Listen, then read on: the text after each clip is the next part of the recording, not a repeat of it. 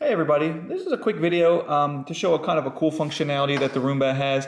If you have the app, you can open the app and obviously we know we can schedule a job, but not only can we schedule things, but we can also set times when we absolutely don't want it to be used. So they call this the do not disturb time. So if we want to do that, we're going to go down to the schedule area, but instead of clicking on create a schedule, I'm going to click on the little arrow here to the right of schedule. And then you'll see I have, to the right I can click on the do not disturb. And then I get a menu and I can create a schedule, but instead of a cleaning schedule, it's a do not disturb schedule. And the functionality is very much like the cleaning schedule. I can set the times, I can set the days, I can set it to repeat or not.